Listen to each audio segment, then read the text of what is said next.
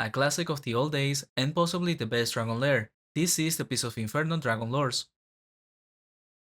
This spawn is located in the Plains of Havoc, southwest of Enor, in the entrance to the Pits of Inferno questline, and in order to access this area, first you need to get a holy table south of the Temple of PoI. Be aware that if the chest is empty, you can purchase a new one from the NPC in the temple. Besides this, you also need a vial of blood and a vial of oil. You can get both in the Edron Mana shop, and lastly a pick and a shovel. With all of this, head to the cemetery and go down through the right side, and in this spot use the pick to go down, and then standing in front of the gravestone, use the vial of blood. Then to go through the magic wall, the holy table must be in your inventory, and then here, you use the vial of oil to move the lever for the bridge. And lastly, use the pick to break the stone and close off the lava. And with that, finally you will be at the spawn. But be careful with the holes, there will be 3 of them. The first one leads you to the bigger room with more dragon lords. The second puts you in between that and the next one, but with no rope spot to get back up. And the third one takes you to the south room with 3 dragon lords, so the best one is the hole on the far south.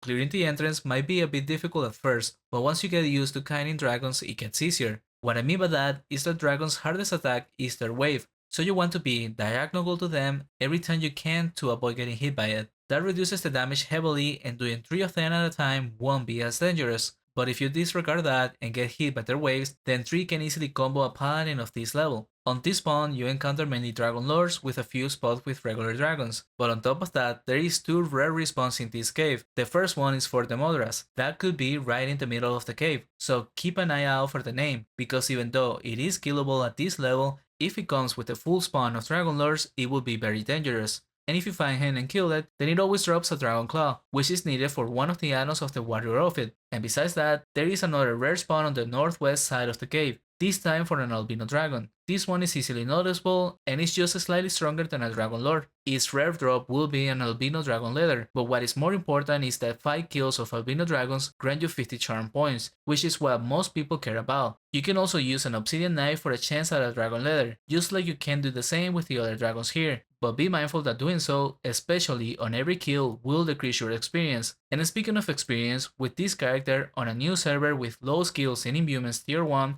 my experience was barely over the 400k raw. Then coming back on a stronger character with a distance of 128 and full imbuements, my experience went up to over 750k raw. And even though the distance makes a massive difference in hunting with single target, something just as important is the way you kite the creatures. You always want to be moving towards where the next dragon will be. Going backwards through the area you already cleared because it's safer will lower your XP. Instead, you want to kite the dragons as you run to the next pool. That doesn't mean you need to go in and pass them just to lure the next one, but it's more about identifying where they respawn and move from point A to B back and forth, rather than clearing point A fully and then moving to B. And here, even though I was skinning them off for leathers, you can see how I wasn't doing it on every kill, but I also wasn't looting every dragon. Most of them are just gold, so I can skip the time it will take to walk to the body and use that to move towards the next dragon instead. And I use the obsidian knife if the body of the dragons happens to be on my way. These are tips that will improve your hunts as a paladin, so practice on your next hunt. Lastly, there is a rope spot by the middle that takes you before the bridge at the entrance. This is one-way exit, necessary in case the bridge closes off. With that said, thank you for watching and consider subscribing as the channel is getting close to 10k subs.